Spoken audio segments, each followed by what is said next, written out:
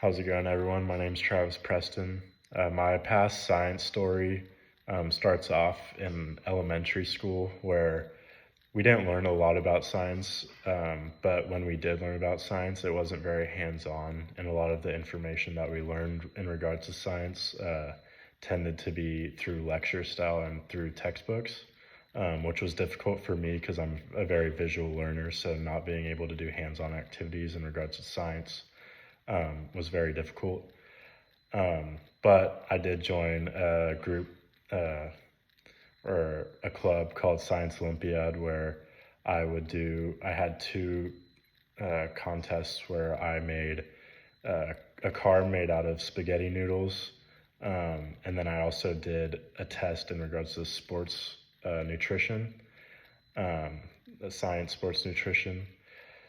And I'd had a lot of fun with the cars that we built because it was very hands-on, and I'm a very visual learner and like to do stuff and make things with my hands.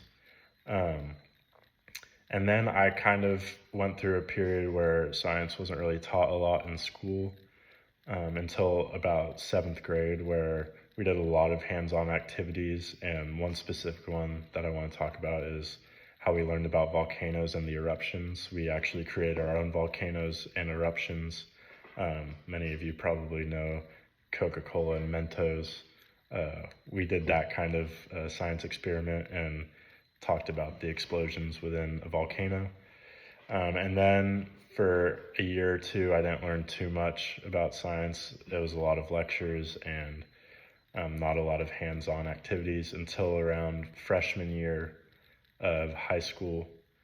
It was my chemistry class, which was a lot of fun. It was a lot of stuff within the textbooks because they talk a lot about the elements and things like that. But in regards to activities and labs, we did a lot of those, which was a lot of fun.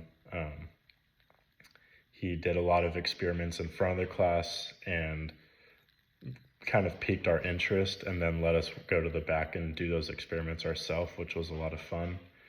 And then after that, a lot of my science in high school was very textbook based and lecture based, and there was not a lot of hands-on activity. As well as also in college, I would say that I didn't really have too many science experiments that we did. And besides in geology, we did have a lot of rocks and things that we brought into the classroom just to look at, not really do any type of science experiments. But it was fun to look at and kind of see the different things as like erosion and weathering, which was a lot of fun and cool to learn about. But yeah, throughout my college career, we didn't do a lot of hands-on experiments and activities, which as a future teacher and someone that will be teaching science in the future, I think it's really important to have those activities be hands-on for the students.